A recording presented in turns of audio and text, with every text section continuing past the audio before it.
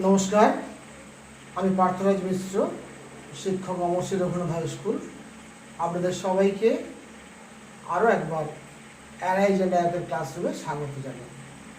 আমার স্নেহের ছাত্রছাত্রীরা, আমি বায়ুমণ্ডল অধ্যায়ের দশম শ্রেণীর সিলেবাসের অন্তর্গত বায়ুমণ্ডল অধ্যায়ের বায়ুপ্রবাহ আলোচনা করছি।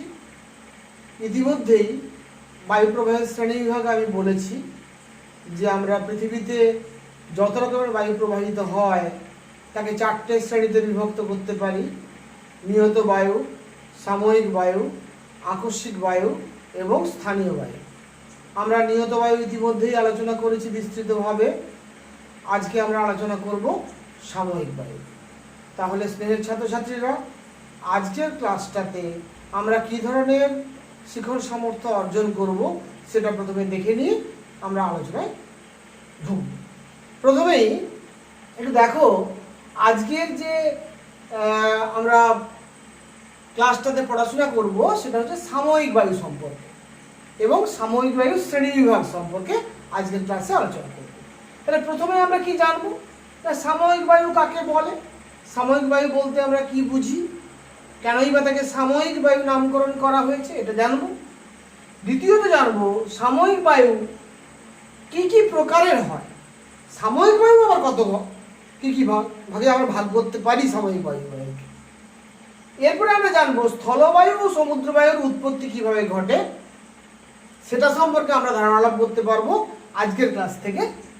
স্থলবায়ু এবং সমুদ্র বায়ুর পার্থক্য আমরা নিরূপণ করতে পারবো আজকের ক্লাস থেকে। মৌসুমী বায়ুকে কেন সাময়িক বায়ু বলা হয় সেটাও আমরা জানতে পারবো আজকের ক্লাস থেকে। এবং মৌসুমী বায়ুর উৎপত্তি সম্পর্কে যে সমস্ত তত্ত্বগুলো আমাদের ভৌগোলিকরা দিয়েছেন সেই তত্ত্বগুলো সম্পর্কেও আমরা সংক্ষেপে আজকে আলোচনা করব, যেটা কিন্তু আমাদের বিষয়ভিত্তিক জ্ঞানটাকে আরও ক্লিয়ার করতে সাহায্য করবে। এবং সবশেষে পার্বত্য বায়ু ও উপত্যকা বায়ুর মধ্যে আমরা পার্থক্য নিরূপণটাও করব, যাতে করে সাময়িক বায়ুর যতগুলো আমরা বিভাজন করতে পারি সবগুলো আজকের ক্লাসে আমরা কভার করতে পারি। অর্থাৎ আজকের পুরো ক্লাসটা সাময়িক বায়ুর উপরে হবে। তাহলে স্নেহের ছাত্রছাত্রীরা, এসে শুরু করা যাক। প্রথমেই আমি তোমাদের বলবো যে সাময়িক বায়ু এই নামটাকে একটুখানি ভাবতে বলবো। সাময়িক বায়ু, সাময়িক কথাটা আমরা কখন ব্যবহার করি? সাময়িক কথার অর্থ হচ্ছে মাঝে মাঝে, অর্থাৎ সব সময় নয়। এই যে সব সময় নয়, মাঝে মাঝে, এখান থেকেই আমরা সাময়িক বায়ুর সংজ্ঞা নিরূপণ করতে পারবো। কেন না, আমরা এর আগে যে নিয়ত বায়ু পড়েছিলাম সেই নিয়ত বায়ু পড়ার সময় কিন্তু আমরা বলেছিলাম যে নিয়মিতভাবে নির্দিষ্ট দিকে নির্দিষ্ট পথে গোটা পৃথিবী জুড়ে সারা বছর ধরে যে বায়ু প্রবাহিত হয় তাকে নিয়ত বায়ু বলেছিলাম। তাহলে ওটা কিন্তু গোটা পৃথিবী জুড়ে সারা বছর ধরে, তাই তার নাম নিয়ত। আজকের যে বাতাসটার নাম সাময়িক বায়ু, তার নাম সাময়িক মানে ওটা কিন্তু সারা বছর ধরে প্রবাহিত হয় না, বছরের নির্দিষ্ট সময়ে বা দিনের নির্দিষ্ট সময়ে এটা প্রবাহিত হয়। অর্থাৎ সবসময় এই বায়ু প্রবাহিত হতে আমরা দেখি না, তাই এই বায়ুটার নামকরণ করা হয়েছে সাময়িক বায়ু।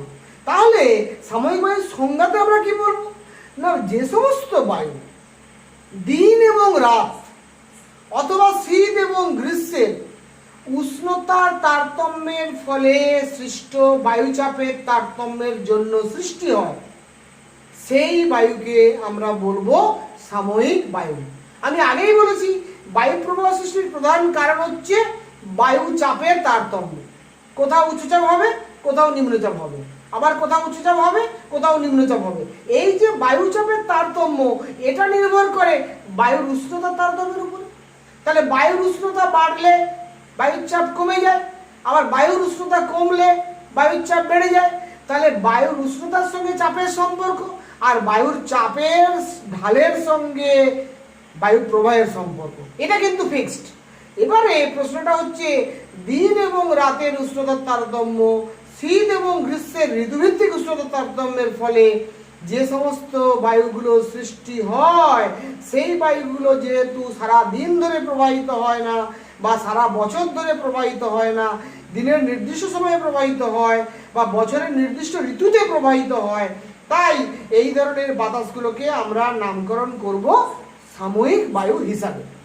এবারে প্রশ্ন হচ্ছে, সাময়িক বায়ুকে আমরা কয় ভাগে ভাগ করতে পারি বা কি কি ভাগে আমরা ভাগ করতে পারি, সাময়িক বায়ুকে আমরা কি কি ভাগে ভাগ করে আলোচনা করতে পারি। এখানে আমি চার্ট তোমাদের করে দিয়েছি, তোমরা একটু চার্টের দিকে তাকাও। সাময়িক বায়ুকে আমরা স্থলবায়ু, সমুদ্র বায়ু, মৌসুমী বায়ু, পার্বত্য বায়ু, উপত্যকা বায়ু, এই 5টি ভাগে ভাগ করে আলোচনা করতে পারি। আমি আবারও দেখতে বলবো, স্থলবায়ু, সমুদ্র বায়ু, মৌসুমী বায়ু, পার্বত্য বায়ু এবং উপত্যকা বায়ু। আমরা এক এক করে এই সমস্ত বায়ুগুলো নিয়ে আলোচনা করব, যাতে করে আজকে সাময়িক বায়ুটা পুরোটা আলোচনা করা সম্ভব হয়। এবারে আমি এখানে একটু বলবো, এই মৌসুমী বায়ুকে আমি আবার দুভাগে ভাগ করে এখানে লিখেছি। একটা হচ্ছে গ্রীষ্মকালীন মৌসুমী আর একটা হচ্ছে শীতকালীন মৌসুমী। অর্থাৎ আমাদের ভারতবর্ষ যেহেতু উত্তর গোলার্ধে অবস্থিত, উত্তর গোলার্ধে যখন গ্রীষ্মকাল চলে তখন আমাদের যে দক্ষিণ পশ্চিম মৌসুমী বায়ু প্রবাহিত হয় তাকে আমরা বলি গ্রীষ্মকালীন মৌসুমী বায়ু। আবার আমাদের দেশে শীতকালে যে উত্তর পূর্ব মৌসুমী প্রবাহিত হয় তাকে আমরা বলছি শীতকালীন মৌসুমী বায়ু। তাহলে মৌসুমী বায়ুকে আমরা আবার দুটো ভাগে ভাগ করতে পারি, গ্রীষ্মকালীন মৌসুমী বায়ু এবং শীতকালীন মৌসুমী বায়ু। এগুলো কিন্তু সবই সাময়িক বায়ুর মধ্যে পড়ছে। এবারে প্রথমে আমি আসবো স্থলবায়ু আলোচনা। স্থলবায়ু, আমি আবারও তোমাদের এই নামটার দিকে তাকাতে বলবো এবং ভাবতে বলবো, স্থলবায়ু নামকরণ করা হয়েছে। আমি বায়ু প্রবাহের নামকরণের সূত্রটা তোমাদের আগের ক্লাসে বলেছি। বায়ু প্রবাহের নামকরণ করা হয় বায়ু যে দিক থেকে আসে বা যে স্থানের থেকে আসে সেই স্থানের নাম অনুসারে বা সেই দিকের নাম অনুসারে বায়ুর নামকরণ করা হয়। তাহলে এই বায়ুটার নাম স্থলবায়ু। মানে আমি কিন্তু এর নাম থেকেই বুঝতে পারছি এই বায়ুটা স্থলভাগ থেকে আসছে। তাহলে স্থলভাগ থেকে যদি আসে তাহলে এবারে যাচ্ছে কোথায়? না, সমুদ্রের দিকে যাচ্ছে, আমরা ধরে নিতে পারি। তাহলে স্থলভাগ থেকে আসছে এবং সমুদ্রের দিকে যাচ্ছে, এরকম বাতাসকে আমরা বলবো স্থলবায়ু।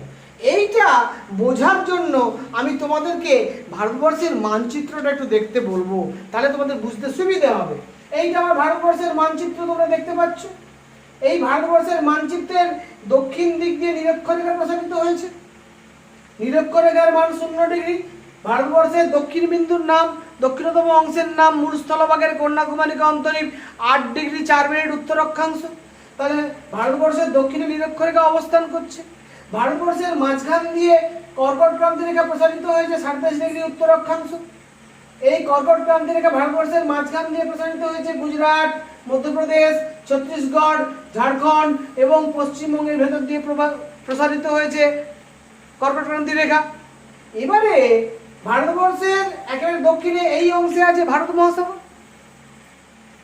এই অংশে আছে ভারত মহাসাগর। তাহলে আমি বলছি স্থলবায়ু। স্থলবায়ু মানে স্থলভাগ থেকে সমুদ্রের দিকে আসবে, তবেই তার নাম স্থলবায়ু হবে। তাহলে স্থলভাগ থেকে সমুদ্রের দিকে বায়ু প্রবাহিত হবে কখন? এটা কিন্তু দিনের এবং রাতের উষ্ণতার তারতম্যের ফলে সৃষ্টি হয়। মূলত দিন এবং রাতের উষ্ণতার তারতম্যের ফলে এই বায়ুটা সৃষ্টি হয়। তাহলে এখানে যদি উচ্চচাপ হয় স্থলভাগে এবং এখানে যদি নিম্নচাপ হয় জলভাগে, তবেই স্থলভাগ থেকে জলভাগের দিকে বাতাস আসবে। তাহলে স্থলভাগ থেকে জলভাগের দিকে বাতাস আসতে গেলে স্থলভাগে উচ্চচাপ হতে হবে, জলভাগে নিম্নচাপ হতে হবে। এখন প্রশ্ন হচ্ছে, স্থলভাগে উচ্চচাপ কখন হবে আর জলভাগে নিম্নচাপ কখন হবে? স্থলভাগে উচ্চচাপ এবং জলভাগে নিম্নচাপ হবে রাত্রেবেলা। কেন রাত্রেবেলা হবে? প্রশ্ন আসবে স্বাভাবিকভাবে, আমি যে রাত্রেবেলা বললাম, কেন বলছি রাত্রেবেলা হবে? না, আমরা জানি যে দিনের বেলা স্থলভাগ দ্রুত উত্তপ্ত হয় এবং দ্রুত উত্তপ্ত হওয়ার ফলে দিনের বেলা স্থলভাগে নিম্নচাপ কেন্দ্রের সৃষ্টি হয়। ঠিক সেই সময় কিন্তু জলভাগ অত দ্রুত উত্তপ্ত হতে পারে না, জলভাগ অত্যন্ত ধীরে ধীরে উত্তপ্ত হয়। তাহলে দিনের বেলা স্থলভাগে হবে নিম্নচাপ এবং জলভাগে হবে উচ্চচাপ। ঠিক এর উল্টো অবস্থা দেখা যাবে রাত্রেবেলা। রাত্রেবেলা কি হবে? স্থলভাগ দ্রুত তাপ বিকিরণ করে ঠান্ডা হয়ে যাবে, কিন্তু জলভাগ অত দ্রুত তাপ বিকিরণ করে ঠান্ডা হতে পারবে না। যেহেতু জলভাগ তাপ বিকিরণ করে ঠান্ডা হতে পারবে না, তাহলে জলভাগে তখন নিম্নচাপ অবস্থান করবে। আর স্থলভাগ যেহেতু তাপ বিকিরণ করে ঠান্ডা হয়ে যাবে, তার উষ্ণতা কমে যাবে, তাহলে স্থলভাগে উচ্চচাপ সৃষ্টি হবে। তখন স্থলভাগ থেকে সমুদ্রের দিকে বাতাস প্রবাহিত হবে। এই যে বাতাসটা স্থলভাগ থেকে সমুদ্রের দিকে প্রবাহিত হয়, এই বাতাসটাকে আমরা বলবো স্থলবায়ু। এবং এর ঠিক উল্টো দিকের বাতাসটাকে আমরা বলবো সমুদ্রবায়ু। অর্থাৎ যখন বাতাসটা সমুদ্র থেকে স্থলভাগের দিকে যাবে, তখন বাতাসটাকে আমরা বলবো সমুদ্রবায়ু। তাহলে সমুদ্রবায়ু কখন প্রবাহিত হবে? না, সমুদ্রবায়ু কিন্তু মূলত প্রবাহিত হবে দিনের বেলা। কেন? না, সমুদ্রবায়ু প্রবাহিত হতে গেলে সমুদ্র থেকে স্থলভাগের দিকে বাতাস প্রবাহিত হতে হবে। তাহলে সমুদ্রে উচ্চচাপ হতে হবে, স্থলভাগে নিম্নচাপ হতে হবে। স্থলভাগে নিম্নচাপ কখন হবে? দিনের বেলা। দ্রুত তাপ গ্রহণ করে উত্তপ্ত হয়ে নিম্নচাপ হবে। আর এ তখন তাপ গ্রহণ করতে পারবে না, তখনও সে উচ্চচাপ থাকবে। ফলে দিনের বেলা সমুদ্র থেকে স্থলভাগের দিকে এবং রাতের বেলা স্থলভাগ থেকে সমুদ্রের দিকে এই যে বাতাসটা প্রবাহিত হয়, এই বাতাসটাকে আমরা বলবো স্থলবায়ু এবং সমুদ্রবায়ু। তাহলে স্থলভাগ থেকে যখন সমুদ্রের দিকে যাবে তখন তার নাম স্থলবায়ু, আর সমুদ্র থেকে যখন স্থলভাগের দিকে যাবে তখন তাকে বলবো সমুদ্রবায়ু। তাহলে এই যে দুটো বাতাস, এই দুটো বাতাস কিন্তু দিনের এবং রাতের উষ্ণতার তারতম্যের ফলে সৃষ্টি হচ্ছে। স্থলভাগ এবং জলভাগের তাপ গ্রহণ এবং তাপ বর্জনের উপর ভিত্তি করে যে কোন স্থানে উচ্চচাপ হচ্ছে, কোন স্থানে নিম্নচাপ হচ্ছে, তার ভিত্তিতে সৃষ্টি হচ্ছে। তাই এই বায়ুটাকে বলা হবে, এই বায়ু দুটোকে বলা হবে সাময়িক বায়ু। কারণ এটা কিন্তু সারা দিন ধরে স্থলবায়ু প্রবাহিত হয় না, আবার সারা দিন ধরে সমুদ্রবায়ু প্রবাহিত হয় না। স্থলবায়ু প্রবাহিত হয় সন্ধ্যের পর থেকে রাতের বেলা, ভোরের দিকে গতিবেগ বৃদ্ধি পায়। আর সমুদ্রবায়ু প্রবাহিত হয় দিনের বেলা এবং বিকেলের দিকে তার গতিবেগ বৃদ্ধি পায়। ফলে এই দুটো বায়ুকে আমরা বলবো সাময়িক বায়ু। তাহলে কি আমি বোঝাতে পারলাম ব্যাপারটা? না, আমাকে একটু ছবি এঁকে আরেকটু ভালো করে বোঝালে সুবিধা হবে। আমি যদি এখানে একটা ছবি আঁকি, এইটা যদি আমার ব্যাপারটা যদি ধরে নিই, এইটা ধরে নাও আমার স্থলভাগ, এইখানে ঘর বাড়ি আছে, এইখানে আমার ঘর বাড়ি আছে, এই ঘর বাড়িগুলো আছে, এখানে এটা স্থলভাগ। এবার এখান থেকে বাতাসটা যদি এইভাবে, এটা যদি আমার জলভাগ হয়, এটা যদি আমার জলভাগ হয়, আমি যদি এর সহজ করে ছবি এঁকে নিই, তাহলে দিনের বেলা কি হবে? দিনের বেলা যখন দিন, তখন কি হবে? দিনের বেলা এইটা, দিনের বেলা যখন সূর্য এখানে উঠবে, যখন সূর্য এখানে কিরণ দেবে, তখন কি হবে? আমরা দেখব যে এইখানটা দ্রুত উত্তপ্ত হচ্ছে। উত্তপ্ত হওয়ার সঙ্গে সঙ্গে এই অংশে নিম্নচাপ সৃষ্টি হবে। এই অংশে নিম্নচাপ যখন সৃষ্টি হবে, তখন এ কিন্তু দ্রুত উত্তপ্ত হতে পারেনি, তখন এখানে উচ্চচাপ হবে, এখানে তখন উচ্চচাপ হবে। তখন কি হবে? উচ্চচাপ থেকে নিম্নচাপের দিকে বাতাস দৌড়ে আসবে। এই বাতাসটাকে আমরা বলবো, এই বাতাসটাকে আমরা কি বলবো? এখানে হবে দিনের বেলা নিম্নচাপ এবং সমুদ্রে হবে উচ্চচাপ। সমুদ্রে যখন উচ্চচাপ হবে তাহলে দিনের বেলা, তাহলে এই বাতাসটার নাম হবে সমুদ্র বায়ু। এই বাতাসটার নাম হবে সমুদ্র বায়ু। কেন? সমুদ্র থেকে স্থলভাগের দিকে আসছে, তাহলে সমুদ্র বায়ু প্রবাহিত হবে দিনের বেলা এবং বিকেল বেলা এটা সর্বোচ্চ গতিবেগে প্রবাহিত হবে। বিকেল বেলা এটা সর্বোচ্চ গতিবেগে প্রবাহিত হবে। ঠিক রাত্রেবেলা কি ঘটবে? রাত্রেবেলা এর উল্টো ঘটনা ঘটবে।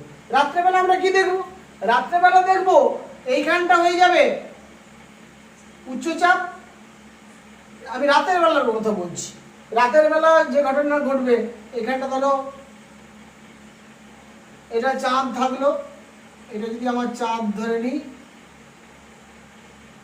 চাঁদ রাত্রিবেলা, এটা রাত, রাত্রিবেলা, তাহলে এখানে কি হবে, এখানে হবে উচ্চচাপ আর এখানে হবে নিম্নচাপ। তখন কি হবে, বাতাসটা এদিক থেকে এদিকে উল্টে যাবে, অর্থাৎ স্থলভাগ থেকে সমুদ্রের দিকে বাতাস প্রবাহিত হবে, স্থলভাগ থেকে সমুদ্রের দিকে বাতাস প্রবাহিত হবে, তখন বাতাসটা প্রবাহিত হবে এইদিকে, এখানটাকে বলা হবে স্থলবায়ু, এটাকে বলা হবে স্থলবায়ু। তাহলে স্থলবায়ু হবে রাত্রেবেলা আর সমুদ্রবায়ু হবে দিনের বেলা। তবে এটা নিশ্চয়ই এবারে বোঝা গেছে, ছবিটা একে বোঝানোর পর নিশ্চয়ই বোঝা গেছে।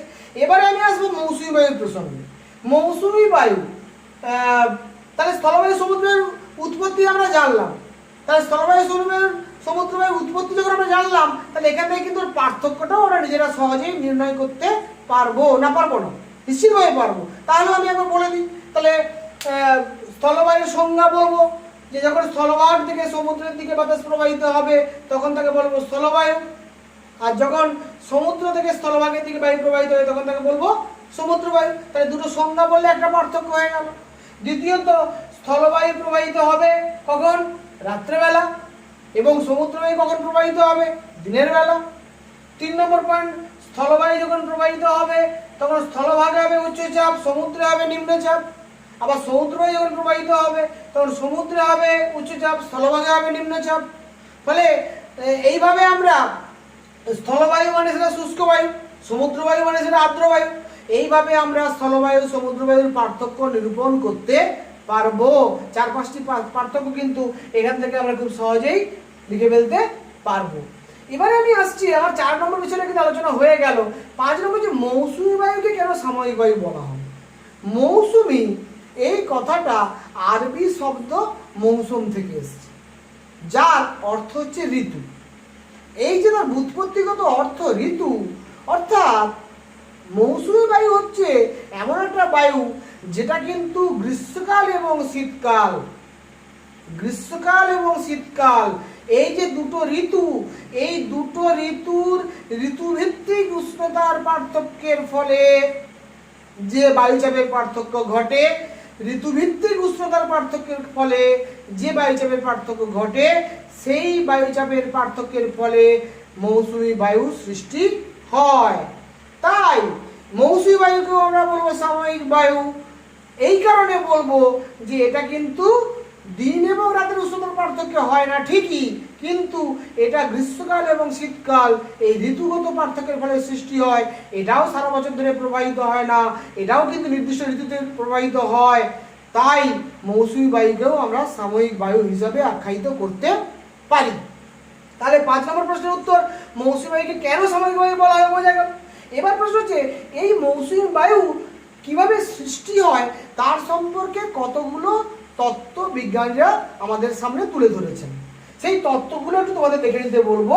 মৌসুমী বায়ুর উৎপত্তি সংক্রান্ত তত্ত্ব, প্রথম যে তত্ত্বটা তার নাম হচ্ছে ধ্রুপদী তাপীয় তত্ত্ব, যেটা দিয়েছেন এডমন্ড হ্যালি বলে একজন ব্রিটিশ আবহাওয়াবিদ 1656 সালে, বহু আগে 1656 সালে এডমন্ড হ্যালি নামে একজন বিখ্যাত ব্রিটিশ আবহাওয়াবিদ এই ধ্রুপদী তাপীয় তত্ত্ব বা ক্লাসিক্যাল থার্মাল থিওরি, এটা কিন্তু তিনি বলেছেন মৌসুমী বায়ুর উৎপত্তি সংক্রান্ত থিওরি। আমি এক এক করে আগে নামগুলো বলে দিই, তারপরে একটু ব্যাখ্যায় যাব। এরপরে দ্বিতীয় যে তত্ত্বটি আমরা জানি মৌসুমী বায়ুর উৎপত্তি সংক্রান্ত, তার নাম হচ্ছে ITCZ তত্ত্ব। এই ITCZ ব্যাপারটা কিন্তু আমি আগের ক্লাসে পড়ে এসেছি। ITCZ আমরা জানি ইন্টার ট্রপিক্যাল কনভার্জেন্স জোন। এই সংক্রান্ত তত্ত্বটি দিয়েছেন জার্মান আবহাওয়াবিদ হারমান ফন। এই হারমান ফন যে তত্ত্বটি দিয়েছেন তার নাম হচ্ছে ITCZ তত্ত্ব, মৌসুমী বায়ুর উৎপত্তি সংক্রান্ত। 3 নম্বর তত্ত্বটি আমরা জানি তাপীয় ইঞ্জিন তত্ত্ব। তাপীয় ইঞ্জিন তত্ত্ব মানে থার্মাল ইঞ্জিন থিওরি। এটাকে বলছি আমরা পাঞ্চেতি কোটেশ্বরম, আমাদের ভারতীয় একজন আবহাওয়াবিদ 1958 সালে তিনি এই তত্ত্বটির কথা বলেছেন, যার নাম তাপীয় ইঞ্জিন তত্ত্ব। এবং 1973 সালে আমেরিকা, রাশিয়া, ফ্রান্স এবং ভারত, এই 4টে দেশ বিশ্ব আবহাওয়া মণ্ডলের গবেষণার সঙ্গে সম্পর্কযুক্ত মৌসুমী বায়ুর গবেষণার জন্য একটি সংস্থা গঠন করেন, আমরা বলতে পারি, যার নাম হচ্ছে মনেক্স। এই মনেক্সের পুরো নাম হচ্ছে মনসুন এক্সপেরিমেন্ট। এই মনসুন এক্সপেরিমেন্ট বা মনেক্স এটা কিন্তু অ্যাকচুয়ালি বিশ্ব আবহাওয়ামণ্ডলের গবেষণার অন্তর্গত একটা প্রজেক্ট। এবারে এই প্রজেক্ট অনুসারে সেখানে বলা হচ্ছে যে আমাদের ট্রপোস্ফিয়ারের ঊর্ধ্বে এবং স্ট্র্যাটোস্ফিয়ারের নিম্ন সীমানায় একটি প্রচণ্ড দ্রুতগামী বায়ু প্রবাহিত হয়, যে বায়ুটার নাম জেট বায়ু। সেই জেট বায়ুই কিন্তু মৌসুমী বায়ুর উৎপত্তির প্রধান কারণ। এবং সেই জেট বায়ুকে মনেক্স প্রজেক্টের অন্তর্গত বিভিন্ন বিজ্ঞানীগণ দুটো ভাগে ভাগ করেছেন মৌসুমী বায়ুর উৎপত্তি ব্যাখ্যা করার জন্য। একটার নাম ক্রান্তীয় পূবালি জেট, একটা নাম উপক্রান্তীয় পশ্চিমা জেট। এই জেট বায়ুর মাধ্যমে মৌসুমী বায়ুর উৎপত্তি হয় বলে এই বিজ্ঞানীরা বলছেন। এবং তোমাদের জেনে রাখা উচিত এই জেট স্ট্রিম থিওরি বা জেট বায়ু তত্ত্বটাই মৌসুমী বায়ুর উৎপত্তি সংক্রান্ত সর্বাধুনিক তত্ত্ব হিসাবে গড়ে উঠেছে। বেশিরভাগ বিজ্ঞানী এই তত্ত্বটিকেই এখন সর্বাধিক গুরুত্ব দিচ্ছেন। ফলে আমরা যদি এই তত্ত্বগুলো একটু ছোট ছোট করে আলোচনা করে নিই, ব্যাপারটা আমাদের কাছে খুব ইজি হয়ে যাবে। ধ্রুপদী তাপীয় তত্ত্ব, এই ব্যাপারটা কি? ধ্রুপদী তাপীয় তত্ত্ব হচ্ছে এই যে স্থলবায়ু সমুদ্রবায়ু আমি ব্যাখ্যা করলাম একটু আগে। স্থলবায়ু সৃষ্টি কেমন করে হয়, সমুদ্রবায়ু সৃষ্টি কেমন করে হয়, এটা বললাম যে দিন এবং রাতের উষ্ণতার তারতম্যের কারণে যে স্থলভাগ এবং জলভাগের উপর বায়ুচাপের তারতম্য ঘটে, কোথাও উচ্চচাপ হয় কোথাও নিম্নচাপ হয় উষ্ণতা অনুযায়ী। তার ফলে কখনো স্থলভাগ থেকে সমুদ্রের দিকে মূলত রাত্রেবেলা, আবার কখনো সমুদ্র থেকে স্থলভাগের দিকে মূলত দিনের বেলা যে বায়ুগুলো প্রবাহিত হয় তাকে আমরা স্থলবায়ু এবং সমুদ্রবায়ু বলেছিলাম। এই যে স্থলবায়ু সমুদ্রবায়ু বলেছিলাম, এটা দিন এবং রাতের উষ্ণতা তারতম্যের কারণে সৃষ্টি হয় বলেছিলাম। এই উনি বলছেন, এডমন্ড হ্যালি বলছেন যে এটা আসলে মৌসুমী বায়ু আর কিছুই নয়, এই স্থলবায়ু সমুদ্রবায়ুর একটা বৃহৎ সংস্করণ। স্থলবায়ু সমুদ্রবায়ুর একটা বৃহৎ সংস্করণ। অর্থাৎ মৌসুমী বায়ুতেও কিন্তু আমরা দেখব যে দক্ষিণ পশ্চিম মৌসুমী বায়ু, তোমরা যদি দেখো দক্ষিণ পশ্চিম মৌসুমী বায়ু ভারত মহাসাগর থেকে ভারতবর্ষের দিকে, আবার উত্তর পূর্ব মৌসুমী বায়ু ভারতবর্ষ থেকে ভারত মহাসাগরের দিকে প্রবাহিত হয়। অর্থাৎ দক্ষিণ পশ্চিম মৌসুমী বায়ুকে আমরা বলবো সমুদ্র বায়ু, আবার উত্তর পূর্ব মৌসুমী বায়ুকে আমরা বলবো স্থলবায়ু। এডমন্ড হ্যালি বলছেন যে মৌসুমী বায়ু আসলে স্থলবায়ু সমুদ্রবায়ুর একটি ব্যাপক সংস্করণ মাত্র। এটা হ্যালি সাহেব বলছেন। এবারে দ্বিতীয় যে তত্ত্বটি তার নাম হচ্ছে আইটিসিজেড তত্ত্ব। এই আইটিসিজেড তত্ত্ব সম্পর্কে যদি আমাকে বলতে হয় সংক্ষেপে, তাহলে কিন্তু আমাদের একবার বায়ু চাপের সীমানা পরিবর্তন বিষয়টাকে মাথায় রাখতে হবে। বায়ু চাপের সীমানা পরিবর্তন বিষয়টা মাথায় না থাকলে আইটিসিজেড তত্ত্বটা কিন্তু বোঝা যাবে না। ব্যাপারটা কিরকম না, আমি আইটিসিজেড তত্ত্ব অনুযায়ী যে আমার নিরক্ষীয় অঞ্চলে নিরক্ষীয় নিম্নচাপ শান্ত বলয় অবস্থান করে, এই নিরক্ষীয় নিম্নচাপ শান্ত বলয় বা ডোলড্রপ অবস্থান করে, এবং এখান থেকে উত্তর পূর্ব আয়ন বায়ু, এখান থেকে দক্ষিণ পূর্ব আয়ন বায়ু, এই দুটো বায়ু নিরক্ষীয় অঞ্চলে গিয়ে মিলিত হয়ে আন্তঃক্রান্তীয় শান্ত সম্মিলন অঞ্চল সৃষ্টি করে বা আইটিসিজেড তৈরি করে। এই আইটিসিজেড কিন্তু সারা বছর এক জায়গায় নির্দিষ্ট থাকে না।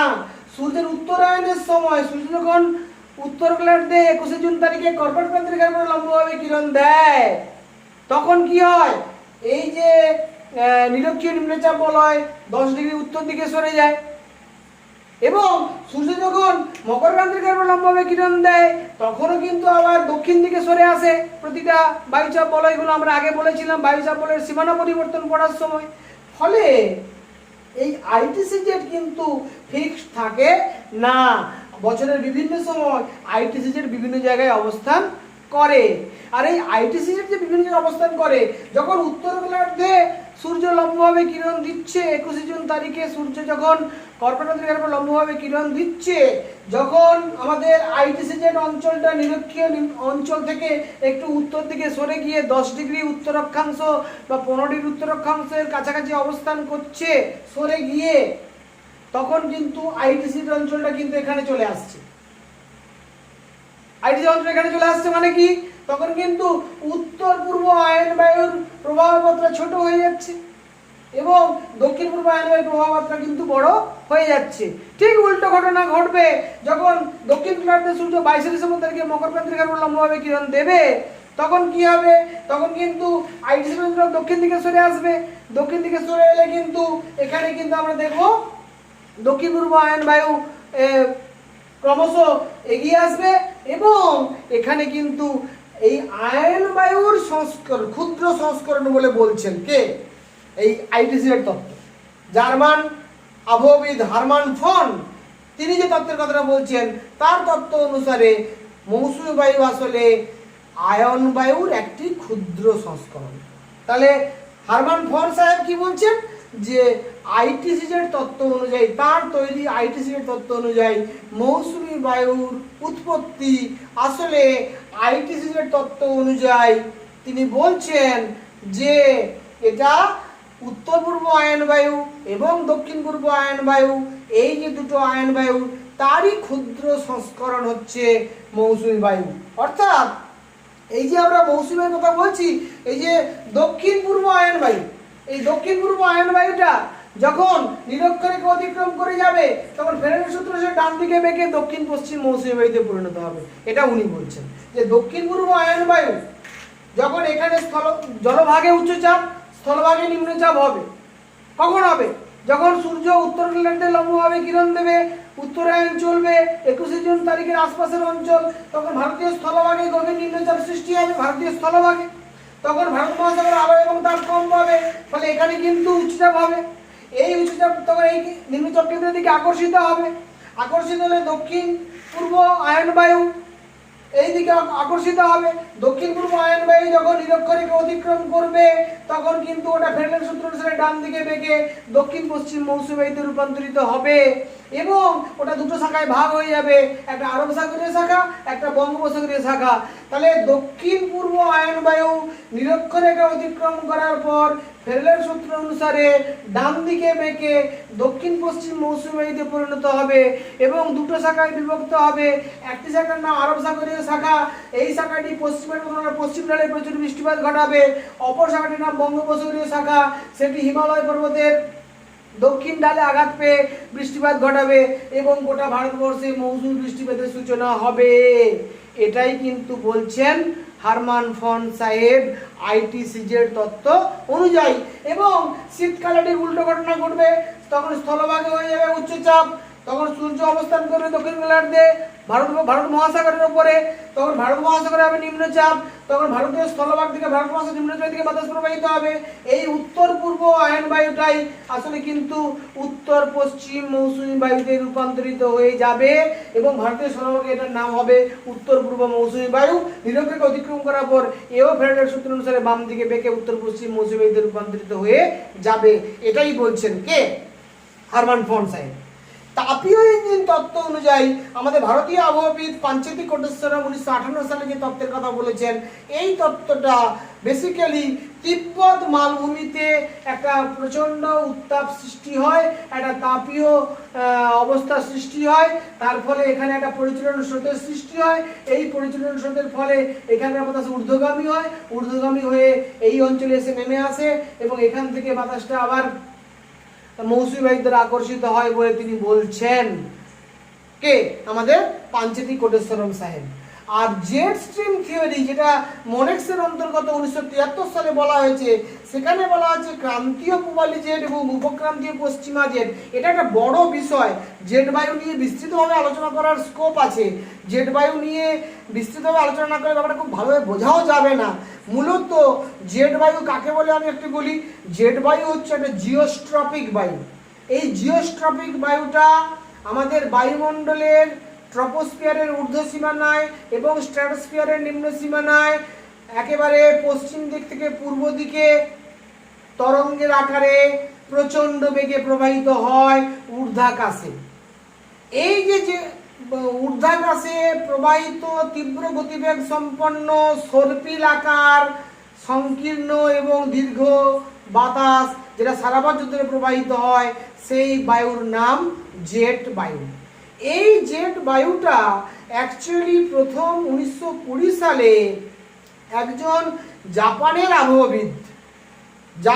আবহবিদ ওয়াশিগুরো ওইশি বলে একজন আবহবিদ, তিনি প্রথম লক্ষ্য করেন এবং পরবর্তীকালে 1944 সালে এম বেকন এর নামকরণ করেন জেট বায়ু নামে। এবারে এই জেট বায়ুটা কিন্তু অ্যাকচুয়ালি আমরা অনেকগুলো ভাগে ভাগ করতে পারি। একটা মেরুদেশীয় জেট বায়ু, একটা উপক্রান্তীয় জেট বায়ু, একটা ক্রান্তীয় জেট বায়ু। মেরুদেশীয় জেট বায়ুটাকে আমরা আবার দুটো ভাগে ভাগ করতে পারি, মেরুদেশীয় সীমান্ত জেট এবং মেরু প্রদেশীয় সীমান্ত জেট। আবার উপক্রান্তীয় জেট এবং ক্রান্তীয় জেট। অ্যাকচুয়ালি এই মৌসুমী বায়ু সৃষ্টির পেছনে ক্রান্তীয় জেট এবং উপক্রান্তীয় জেটের ভূমিকা সর্বাধিক। ক্রান্তীয় পূবালি জেটের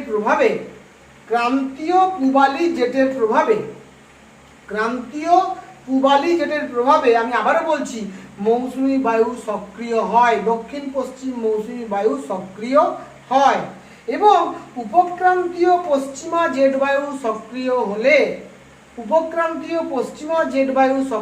হলে আমরা কি দেখব? আমরা দেখব ভারতবর্ষে উত্তর পূর্ব মৌসুমী বায়ু সক্রিয় হয় এবং দক্ষিণ পশ্চিম মৌসুমী বায়ুর পশ্চাৎ অপসরণ ঘটে। ফলে আমি জেট বায়ু নিয়ে একদিন ছবি এঁকে একটা বিস্তৃত ক্লাস করে তোমাদেরকে আরও ভালো করে সহজ করে যাতে বোঝানো যায় তার ব্যবস্থা করে দেব। এখন আপাতত মৌসুমী বায়ুর উৎপত্তি সংক্রান্ত জেট বায়ুর যে থিওরিটা, সেখানে তুমি জেনে রাখো যে ক্রান্তীয় পূবালি জেট মানে কি? পূবালি জেট মানে আমরা পূবালি জেট কাকে বলবো না, যখন পূর্ব দিক থেকে পশ্চিম দিকে ট্রপোস্ফিয়ারের ঊর্ধ্বসীমানায় ঊর্ধ্বাকাশে প্রচন্ড তীব্র গতিবেগ সহ সর্পিলাকার বায়ু প্রবাহিত হবে একেবারে মালয়েশিয়া থেকে মধ্যপ্রাচ্য পর্যন্ত। হ্যাঁ, আমরা যদি বলি 12 থেকে 15 ডিগ্রি উত্তর অক্ষাংশ বরাবর এই ক্রান্তীয় পূবালি জেটটা অবস্থান করে। এটা পূবালি জেট কেন? পূর্ব দিক থেকে পশ্চিম দিকে যায়। আর উপক্রান্তীয় পশ্চিমা জেটটা হচ্ছে পশ্চিম দিক থেকে পূর্ব দিকে আসে। উপক্রান্তীয় পশ্চিমা জেটটা কি পশ্চিম দিক থেকে পূর্ব দিকে আসে, এটাও কিন্তু ঊর্ধ্বাকাশে, মনে রাখতে হবে, ঊর্ধ্বাকাশে কিন্তু প্রবাহিত হয়। এই উপক্রান্তীয় পশ্চিমা জেটের প্রভাবে আমরা দেখব উত্তর পূর্ব মৌসুমী বায়ু সক্রিয় হতে শুরু করে এবং দক্ষিণ পশ্চিম মৌসুমী বায়ুর পশ্চাদপসরণ ঘটে, অর্থাৎ অক্টোবর মাসের পর থেকে এরকম ঘটনা আমরা ঘটতে দেখব। আর যখন ক্রান্তীয় পূবালি জেট সক্রিয় হয়, যেটা মূলত মে জুন মাসে সক্রিয় হতে দেখি আমরা, তখনই কিন্তু দক্ষিণ পশ্চিম মৌসুমী বায়ুকে সক্রিয় হতে দেখবো, অর্থাৎ ভারতবর্ষে মৌসুমী বায়ুর প্রভাবে বর্ষাকাল শুরু হতে দেখবো। এইভাবে কিন্তু ক্রান্তীয় পূবালি জেটের মাধ্যমে ভারতবর্ষে মৌসুমী বায়ুর দ্বারা বৃষ্টিপাত শুরু হয় এবং উপক্রান্তীয় পশ্চিমা জেট বায়ুর দ্বারা ভারতবর্ষে দক্ষিণ পশ্চিম মৌসুমী বায়ু পশ্চাদপসরণ ঘটিয়ে উত্তর পূর্ব মৌসুমী বায়ু সক্রিয় হওয়ার মাধ্যমে শীতকালের সূচনা হতে আমরা দেখি। অর্থাৎ আমি এতক্ষণ ধরে যা যা বললাম এগুলো সবই কিন্তু মৌসুমী বায়ু সংক্রান্ত বিষয় বললাম। বিভিন্ন বিজ্ঞানী বিভিন্নভাবে মৌসুমী বায়ুর উৎপত্তিকে ব্যাখ্যা করেছেন। এবারে আমি পার্বত্য বায়ু আর উপত্যকা বায়ু যদি একটু চট করে বলে দিই, পার্বত্য বায়ু আর উপত্যকা বায়ু আমি কিন্তু আগে আলোচনা করেছি। কখন বলতো? যখন আমি তোমাদের বৈপরীত্য উত্তাপ পড়াই। বৈপরীত্য উত্তাপ পড়ানোর সময় আমি বলেছিলাম যে পার্বত্য অঞ্চলে শীতকালে রাত্রেবেলা শান্ত আবহাওয়ায় যখন পর্বতের চূড়া প্রচণ্ড ঠান্ডা থাকে, তখন সেই পর্বতের চূড়া ঠান্ডার ফলে সেখানকার বাতাসটা প্রচণ্ড ঠান্ডা হয়ে যায়। সেই শীতল এবং ভারী বাতাস পর্বতের ঢাল বেয়ে নিচের দিকে বয়ে আসে, নিচের দিকে নেমে এসে পর্বতের উপত্যকার উষ্ণতা কমিয়ে দেয়। এই যে পর্বতের ঢাল বেয়ে শীতল এবং ভারী বাতাস পর্বতের উপত্যকা অঞ্চলে নেমে আসে, এই বাতাসটাকে বলছি পার্বত্য বায়ু। যেহেতু ওটা পর্বতের চূড়া থেকে উপত্যকার দিকে আসছে, তাই পর্বতের উপত্যকার দিক থেকে পর্বতের পার্বত্য চূড়া থেকে উপত্যকার দিকে আসছে বলে এর নাম পার্বত্য বায়ু। এবং এই বায়ুকেই আমরা বলেছিলাম ক্যাটাবেটিক বায়ু। আবার যখন ঠিক উল্টোটা ঘটবে, যখন কি ঘটবে না, এই যে উপত্যকার যে উষ্ণ এবং উষ্ণ বাতাস, উপত্যকার উষ্ণ এবং হালকা বাতাস, সেই বাতাসটা যখন পর্বতের ঢাল বেয়ে ওপরের দিকে উঠে যাবে, উপর দিকে যখন উঠে যাবে, ওপরের দিকে উঠে গেলে কি হবে, এই যে বাতাসটাকে আমরা বলবো অ্যানাবেটিক বায়ু। এই যে ক্যাটাবেটিক বায়ু এবং অ্যানাবেটিক বায়ু, পার্বত্য বায়ু মানে ক্যাটাবেটিক বায়ু আর উপত্যকা বায়ু মানে অ্যানাবেটিক বায়ু। এই দুটো বায়ু যেহেতু দিনের উষ্ণতা তারতম্যে বছরের নির্দিষ্ট সময়ে নির্দিষ্ট স্থানে সৃষ্টি হয়, তাই এগুলোকেও আমরা সাময়িক বায়ুর পর্যায়ে ফেলবো। এই যে মিস্ট্রাল, বোরা, এই ধরনের যে স্থানীয় বায়ু আগামী দিনে আমরা আলোচনা করব, এই মিস্ট্রাল, বোরা এগুলো কিন্তু বেসিক্যালি এক ধরনের পার্বত্য ক্যাটাবেটিক বায়ু। আবার আমরা দেখবো ফন, চিনুক, এই ধরনের কিছু বায়ু দেখবো যেগুলো উষ্ণ বায়ু, এবং এই বায়ুগুলো কিন্তু উপত্যকা বায়ু বা অ্যানাবেটিক বায়ু, এগুলোও কিন্তু উষ্ণ স্থানীয় বায়ু হিসাবে আমরা আলোচনা করব আগামী দিনে।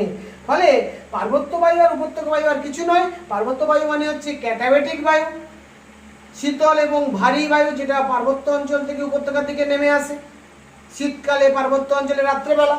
আর উপত্যকা বায়ু মানে যেটা হচ্ছে উপত্যকা থেকে পর্বতের দিকে পর্বতের চূড়ার দিকে উঠে যায়, সেই বায়ুকে বলবো উপত্যকা বায়ু বা অ্যানাবেটিক বায়ু। এইভাবে কিন্তু আমরা এতগুলো ভাগে সাময়িক বায়ুকে ভাগ করে আলোচনা করতে পারি। তাহলে স্নেহের ছাত্রছাত্রীরা, আমার দৃঢ় বিশ্বাস আমি এতক্ষণ ধরে একেবারে বিস্তৃতভাবে ইন ডিটেল সাময়িক বায়ুর সম্পর্কে আলোচনা করলাম। সাময়িক বায়ুর সংজ্ঞা, সাময়িক বায়ুর প্রকারভেদ, সাময়িক বায়ুর যতগুলো প্রকারভেদ আছে প্রতিটা বায়ু কিভাবে সৃষ্টি হয়, স্থলবায়ু সমুদ্র বায়ুর পার্থক্য, মৌসুমী বায়ুর উৎপত্তি সংক্রান্ত যতগুলো গুরুত্বপূর্ণ তত্ত্ব আছে সেই তত্ত্বগুলো আলোচনা করলাম, এবং সবশেষে পার্বত্য বায়ু উপত্যকা আলোচনা করলাম। আমার বিশ্বাস তোমরা নিশ্চিতভাবে আমার এই ক্লাসটা ভালোভাবে উপলব্ধি করতে পেরেছো। যদি এখনো কোনো ছাত্রের কোনো অসুবিধা থেকে থাকে তোমরা কমেন্ট বক্সে তোমাদের বক্তব্য জানাবে। আমি কিন্তু তোমাদের যদি কোনো সমস্যা থাকে নিশ্চয়ই সমস্যার সমাধান করে দেওয়ার চেষ্টা করব। সেই সঙ্গে সম্মানীয় শিক্ষক শিক্ষিকা মণ্ডলী যারা আমার ক্লাস দেখছেন নিয়মিতভাবে, তাদের সকলকে আমি বিনীতভাবে প্রার্থনা জানাবো আপনারাও কিন্তু আপনাদের মতামত এবং পরামর্শ কমেন্ট বক্সে লিখুন। যদি আপনাদের আমার ক্লাস ভালো লেগে থাকে তাহলে দয়া করে চ্যানেলটিকে সাবস্ক্রাইব করবেন এবং আপনার ছাত্রদেরকে আপনি শেয়ার করে দেবেন যাতে ছাত্ররা উপকৃত হতে পারে। যদি এখনও পর্যন্ত সাবস্ক্রাইব না করে থাকেন দয়া করে সাবস্ক্রাইব করবেন। যারা ইতিমধ্যেই সাবস্ক্রাইব করেছেন তাদের প্রতি আমি আন্তরিক কৃতজ্ঞতা জানিয়ে সবাইকে যথাযোগ্য স্থানে সম্মান, শ্রদ্ধা, শুভেচ্ছা জানিয়ে আমার স্নেহ ছাত্রছাত্রীদের ভালোবাসা জানিয়ে আজকের ক্লাস আমি এখানেই শেষ করছি। নমস্কার।